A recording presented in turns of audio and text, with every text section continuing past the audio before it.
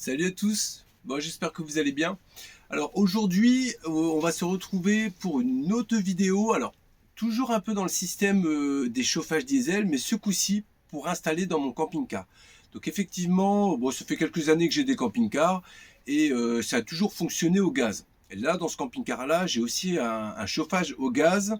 Mais voilà, il y a un petit truc qui me dérange sur ce fonctionnement de ce camping-car-là. Donc je me suis dit, pourquoi pas installer un chauffage diesel, sachant que les chauffages diesel de chez Sunster, ils sont vraiment très fiables. Pourquoi m'embêter à pas avoir ça, franchement, alors que c'est hyper pratique et ça peut être quand même un bon moyen de chauffer son camping-car. Je vous explique pourquoi et comment.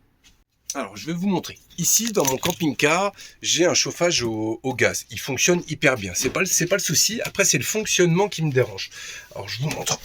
Hop là. Donc là, c'est le lit. Alors, ici, là, j'ai mon boîtier ici de chauffage. Je vous montre. C'est mon boîtier de chauffage. Alors, si je peux vous montrer ça. Alors, en gros, l'été, je peux faire de l'eau chaude. Et l'hiver, si je veux mettre du chauffage, ça me fait obligatoirement de l'eau chaude. Et c'est ça qui, je trouve, qui me dérange parce que j'aimerais pouvoir juste mettre du chauffage sans forcément créer de l'eau chaude. Je vais vous expliquer aussi pourquoi. Alors voilà, moi ce qui me gêne, c'est que quand je veux mettre juste du chauffage, je suis obligé de créer de l'eau chaude. Ce qui dit que créer de l'eau chaude, je suis obligé d'avoir de l'eau tout le temps, au quotidien, dans mon camping-car. Sinon, le chauffage ne se met pas en route. Donc ça me gêne parce que par exemple là on est dans la période hivernale, le camping-car est stocké sans eau. Parce que vous savez très bien que si on stocke le camping-car avec de l'eau dedans, les tuyaux y pètent, le chauffe-eau peut péter, voilà. Donc ça fait une catastrophe qui peut coûter vite 2 000 € et j'ai pas 2 000 € pour réparer une connerie. Donc je préfère investir dans un chauffage qui va me coûter une centaine d'euros et quelques litres de gasoil le jour où il fait très froid pour le stockage en le mettant au minimum qui est 5 degrés dedans. Donc voilà pourquoi j'ai installé ce chauffage là, parce que je voudrais installer le chauffage diesel en mode autonome. Voilà, juste je mets ça réchauffe mon camping-car. Parce que déjà, ce camping-car-là, on va l'utiliser pour aller à la neige. Et voilà, quand on est par exemple en dehors du camping-car, je voudrais pouvoir laisser le chauffage et je voudrais laisser finalement ce chauffage-là en mode diesel que créer de l'eau chaude toute la journée alors que j'en ai pas besoin et que j'aime pas ce système-là à créer de l'eau chaude obligatoirement. Voilà. Et même là, quelquefois, je vais à la pêche avec le camping-car et j'ai pas besoin d'eau chaude. Voilà. Ou sinon, quand je crée de l'eau chaude, je le crée en fin de journée. J'ai pas besoin de créer de l'eau chaude toute la journée.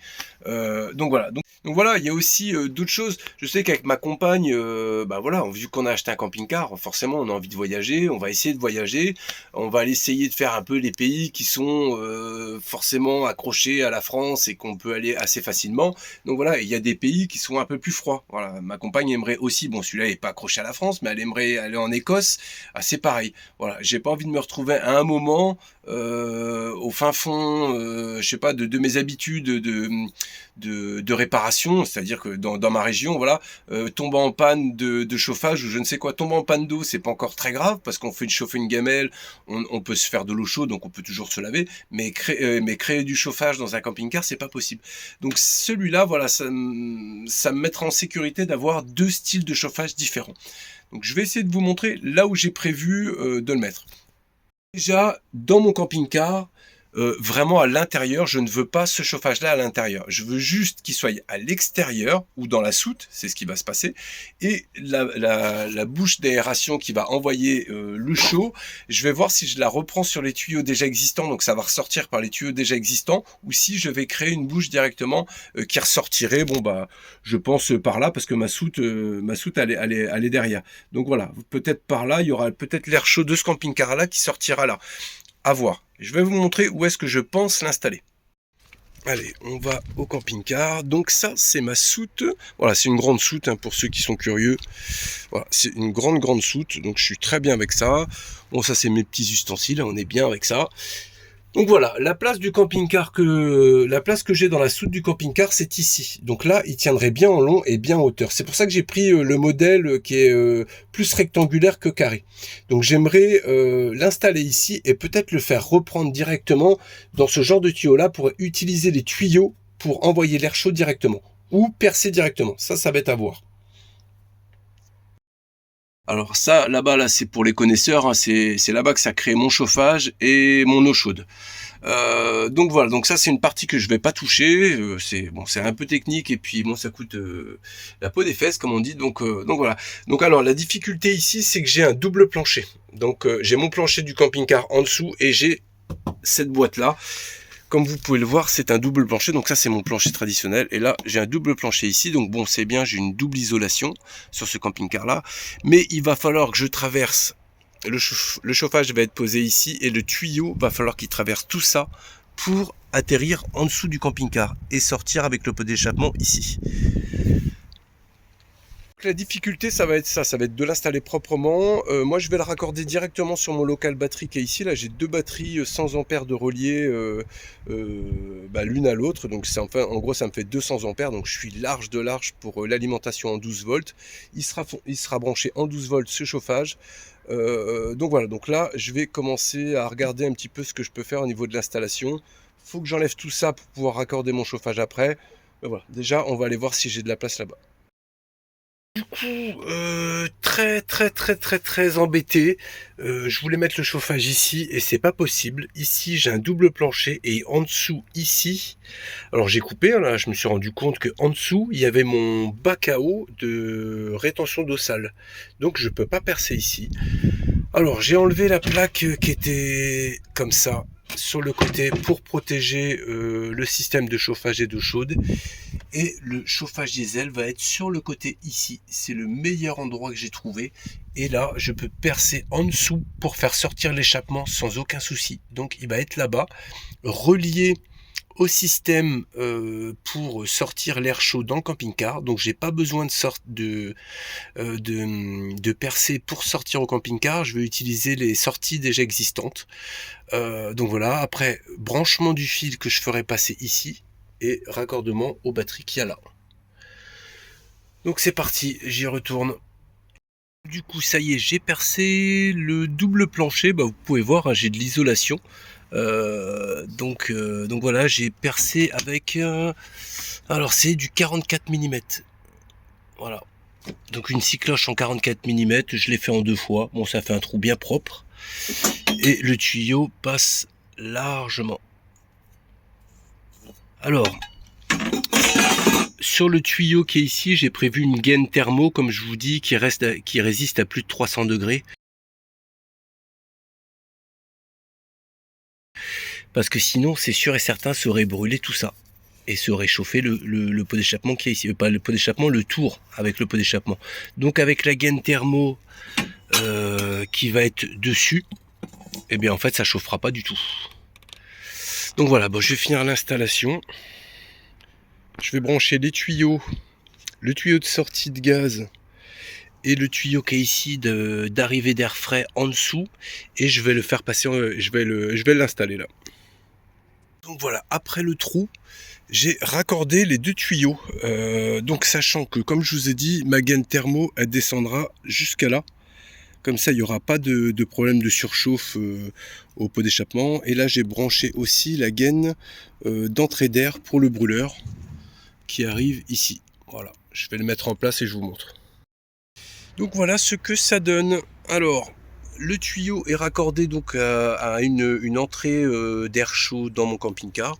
Voilà, je vous montre. Ce tuyau-là va être raccordé ici. Tac. Ma buse d'entrée d'air, d'aspiration d'air est calée en dessous. Et je vous montre en dessous. Le tuyau, il est là. Et vous le voyez, j'ai bien centré au milieu. Et il va y avoir la gaine thermo qui monte jusqu'en haut. Donc il n'y aura aucun problème de sécurité. J'ai au moins 1 cm. Bon là vous voyez peut-être pas la vidéo, mais j'ai 1 cm de chaque côté du tuyau. Plus ma gaine thermo. Ça va être en toute sécurité. Le pot d'échappement, je vais l'installer et je vous montre comment ça va être. Bon, ça y est les amis, c'est branché.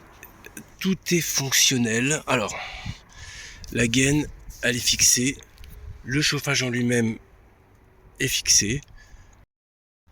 La gaine d'air chaud est fixée à la sortie du camping-car. L'échappement, Alors comme je vous ai dit, je vais recevoir une gaine thermo d'ici quelques jours.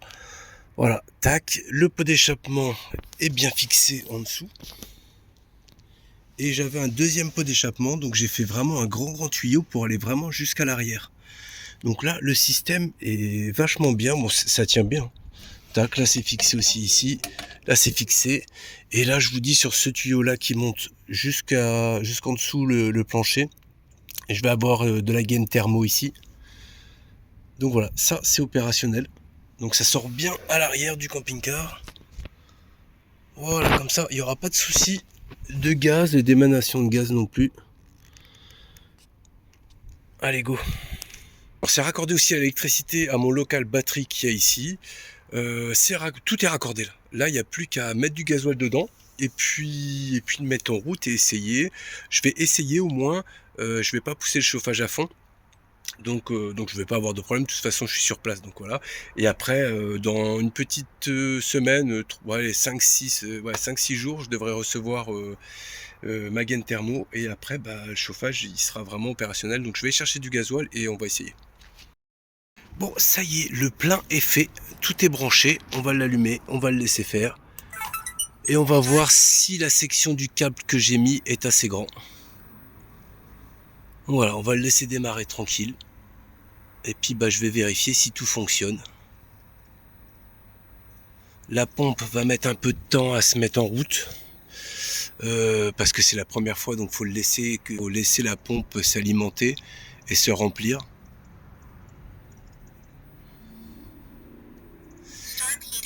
Alors, ce contrôleur-là, par la suite, il va être à l'intérieur de mon camping-car. Je vais acheter une rallonge. Bon nickel, ça fonctionne, impeccable, je suis trop content. Donc là il est en train de tourner. On va aller voir dans le camping-car. Là j'ai le pot d'échappement ici.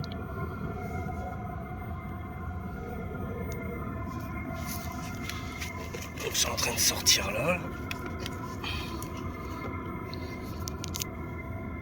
Là c'est bien, ça touche rien du tout. Les gaz, je les sens, ils vont bien jusqu'en là. Elles vont bien dehors.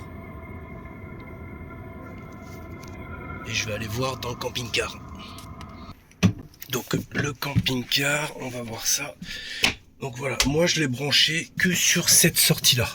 Voilà, donc là ça sort ici là. Voilà, donc là il y a de l'air très chaud. Franchement c'est cool, impeccable.